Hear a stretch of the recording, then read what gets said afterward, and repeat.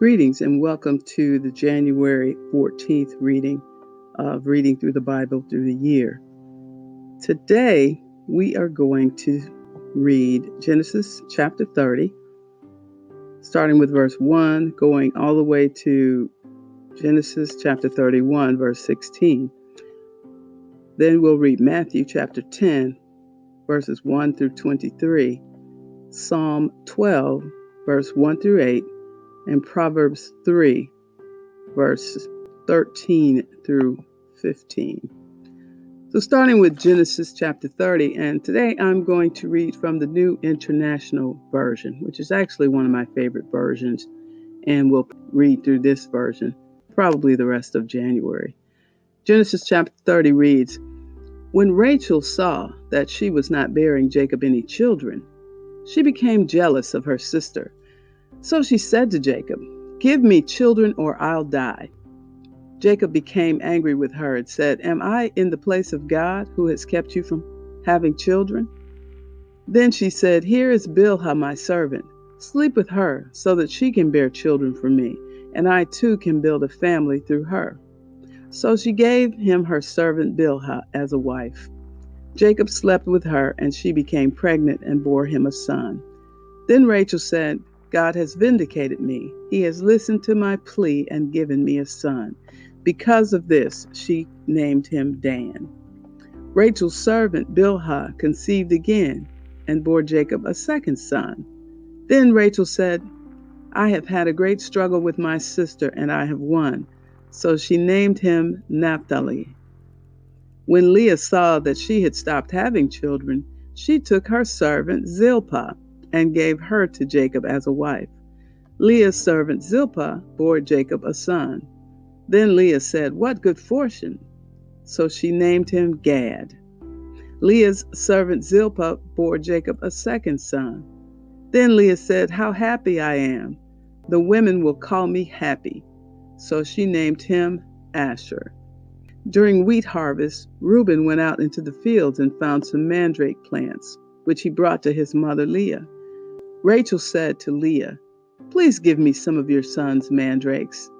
But she said to her, 'Wasn't it enough that you took away my husband? Will you take my son's mandrakes too?' 'Very well,' Rachel said. 'He can sleep with you tonight in return for your son's mandrakes.' So when Jacob came in from the fields that evening, Leah went out to meet him. 'You must sleep with me,' she said. 'I have hired you with my son's mandrakes.' So he slept with her that night. God listened to Leah, and she became pregnant and bore Jacob a fifth son. Then Leah said, 'God has rewarded me for giving my servant to my husband.' So she named him Issachar. Leah conceived again and bore Jacob a sixth son. Then Leah said, 'God has presented me with a precious gift. This time my husband will treat me with honor, because I have borne him 6 sons.' So she named him Zebulun. Sometime later, she gave birth to a daughter and named her Dinah. Then God remembered Rachel. He listened to her and enabled her to conceive. She became pregnant and gave birth to a son and said, 'God has taken away my disgrace.' She named him Joseph and said, 'May the Lord add to me another son.' After Rachel gave birth to Joseph, Jacob said to Laban, 'Send me on my way so I can go back to my own homeland. Give me my wives and children for whom I have served you, and I will be on my way. You know how much work I've done for you.'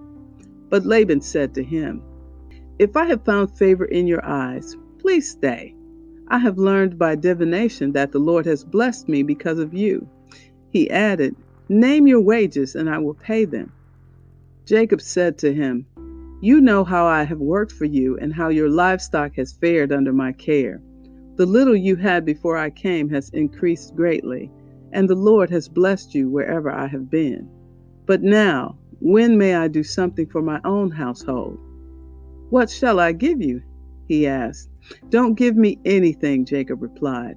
'But if you will do this one thing for me, I will go on tending your flocks and watching over them. Let me go through all your flocks today and remove from them every speckled or spotted sheep, every dark-colored lamb, and every spotted or speckled goat. They will be my wages, and my honesty will testify for me in the future. Whenever you check on the wages you have paid me, any goat in my possession that is not speckled or spotted, or any lamb that is not dark colored, will be considered stolen." "Agreed," said Laban. "Let it be as you have said." That same day he removed all the male goats that were streaked or spotted, and all the speckled or spotted female goats, all that had white on them, and all the dark-colored lambs, and he placed them in the care of his sons. Then he put a 3-day journey between himself and Jacob, while Jacob continued to tend the rest of Laban's flock.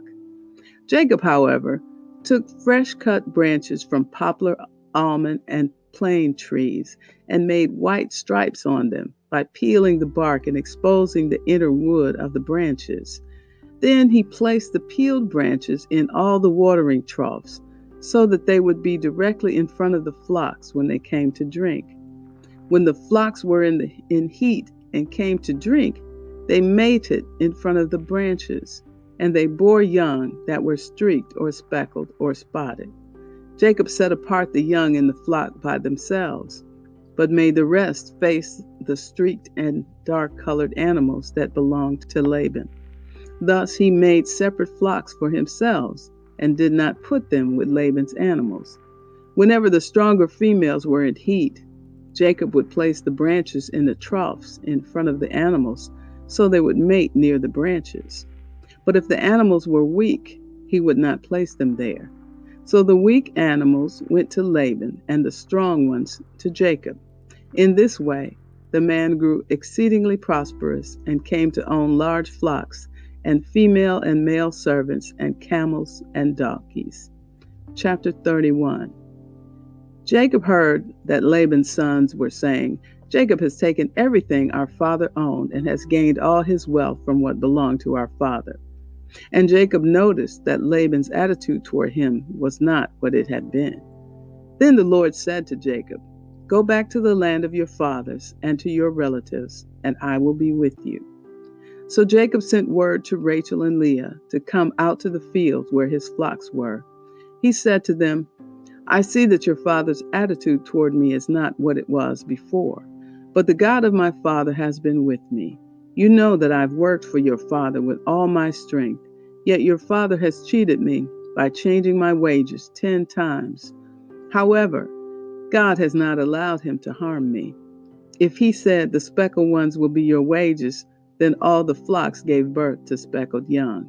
And if he said the streaked ones will be your wages, then all the flocks bore streaked young. So God has taken away your father's livestock and has given them to me.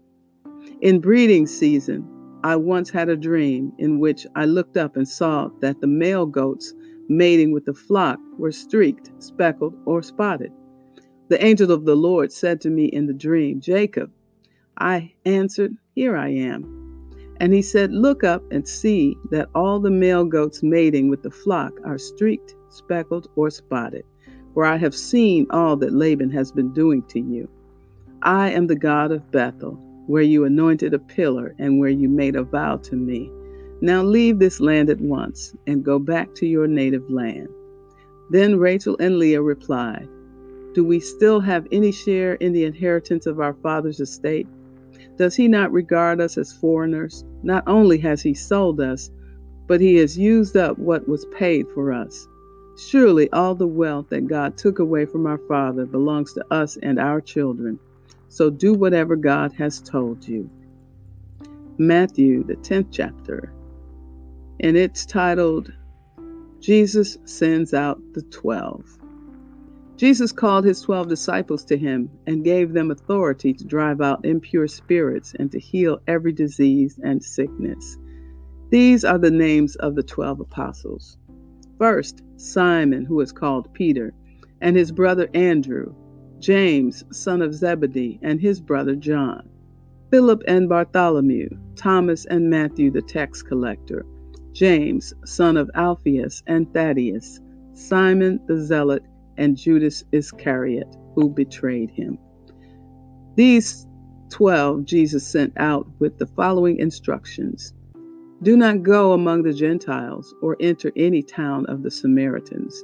Go rather to the lost sheep of Israel. As you go, proclaim this message: the kingdom of heaven has come near. Heal the sick, raise the dead, cleanse those who have leprosy, drive out demons. Freely you have received, freely give. Do not get any gold or silver or copper to take with you in your belts, no bag for your journey, or extra shirt or sandals or a staff, for the worker is worth his keep. Whatever town or village you enter, search there for some worthy person and stay at their house until you leave. As you enter the home, give it your greeting. If the home is deserving, let your peace rest on it. If it is not, let your peace return to you. If anyone will not welcome you or listen to your words, leave that home or town and shake the dust off your feet. Truly, I tell you, it will be more bearable for Sodom and Gomorrah on the day of judgment than for that town. I am sending you out like sheep among wolves. Therefore, be as shrewd as snakes and as innocent as doves. Be on your guard. You will be handed over to the local councils and be flogged in the synagogues. On my account, you will be brought before governors and kings as witnesses to them and to the Gentiles. But when they arrest you, do not worry about what to say or how to say it. At that time, you will be given what to say, for it will not be you speaking, but the Spirit of your Father speaking through you. Brother will betray brother to death, and a father his child. Children will rebel against their parents and have them put to death. You will be hated by everyone because of me, but the one who stands firm to the end will be saved. When you are persecuted in one place, flee to another. Truly I tell you, you will not finish going through the towns of Israel before the Son of Man comes. Psalm 12. Psalm 12 is for the director of music according to the Sheminith, a psalm of David. Help, Lord, for no one is faithful anymore. Those who are loyal have vanished from the human race. Everyone lies to their neighbor. They flatter with their lips, but harbor deception in their hearts. May the Lord silence all flattering lips and every boastful tongue. Those who say, by our tongues we will prevail, by our lips will defend us. Who is Lord over us? Because the poor are plundered and the needy groan, I will now arise, says the Lord. I will protect them from those who malign them. And the words of the Lord are flawless, like silver purified in a crucible, like gold refined 7 times. You, Lord, will keep the needy safe and will protect us forever from the wicked, who freely strut about when what is vile is honored by the human race.